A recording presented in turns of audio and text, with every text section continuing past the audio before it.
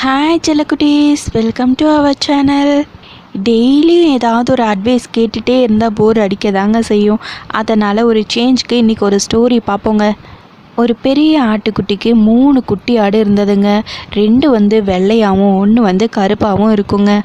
என்னதான் அந்த தாயாடு 3 குட்டியவும் ஒரே மாதிரி பார்த்தாலும் அந்த கருப்பு ஆட்டுக்குட்டிக்கு மட்டும் என்னை யாருக்குமே பிடிக்க மாட்டேங்குது, நான் ரொம்பவே அன்லக்கி அப்படின்னு ஃபீல் பண்ணிவிட்டு மற்ற 2 ஆட்டுக்குட்டிங்களோடையும் சேராமல் இது மட்டும் தனியாகவே இருக்குங்க. ஒரு நாள் அந்த பெரிய ஆடு வேலியை தாண்டும் போது அதனுடைய மடியில் பெருசாக காயம் பட்டுறது. உடனே பால் தன்னால் வடிய ஆரம்பிக்குது. இந்த 2 வெள்ளை ஆட்டுக்குட்டியுமே ரொம்பவே அழுது ஃபீல் பண்ணிகிட்ருக்குங்க. இதையெல்லாம் பார்த்து இந்த ஆட்டுக்குட்டிங்களுக்கு சொந்தக்காரர் இந்த பெரிய ஆட்டை விற்றுடலாம் அப்படின்னு முடிவு பண்ணி ஆட்டு வியாபாரியை வர சொல்லலாம் அப்படின்னு பேசிகிட்டு இருக்காங்க. இதை கேட்ட அந்த கருப்பு ஆட்டுக்குட்டி என்ன பண்ணுறது அப்படின்னு தெரியாமல் அழுதுகிட்டே ஒரு இடத்துல போய் படுத்துருதுங்க. கரெக்டாக அந்த நேரம்னு பார்த்து வைத்தியர் ஒருத்தர் மூலிகையை பறிக்கிறதுக்காக வராங்க.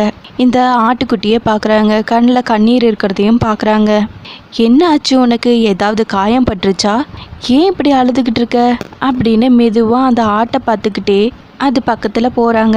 இந்த ஆட்டுக்குட்டி அவர் கையில் வச்சிருக்கிற மூலிகையெல்லாம் பார்க்குது. மெதுவாக அதோட போக்கிலேயே அந்த வைத்தியரையும் கூட்டிகிட்டு போகுதுங்க.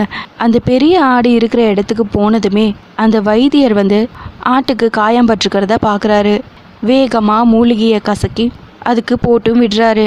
இந்த குட்டி ஆடோட புத்திசாலித்தை நினச்சி நான் இந்த குட்டியை என் கூடையே கூட்டிகிட்டு போகிறேன் அப்படின்னு வைத்தியர் அந்த ஆடுங்களுக்கெல்லாம் சொந்தக்காரர்கிட்ட கேட்கவும், கூட இருந்த இந்த 2 வெள்ளை ஆடுகளும் இவ்வளோ நாளாக எவ்வளோ கிண்டலும் கேலியும் உன்னை பார்த்து நாங்கள் பண்ணியிருக்கோம், எங்களை மன்னிச்சிரு அப்படின்னு அதுங்க பண்ணின தப்புக்கு ரொம்பவே வருத்தப்பட்டு கண்ணில் கண்ணீர் விடவும், இந்த 3 குட்டிங்களோட ஒற்றுமையை பார்த்து அந்த பெரிய ஆடு ரொம்பவே சந்தோஷப்பட்டுட்ருக்க, இவ்வளோ ஒத்துமையாக இருக்கிற ஆட்டுக்குட்டிங்களை பிரிக்க எனக்கு மனசு வரல, இந்த ஆட்டுக்குட்டியும் இங்கேயே இருக்கட்டும்ங்கிறாங்க வைத்தியர்.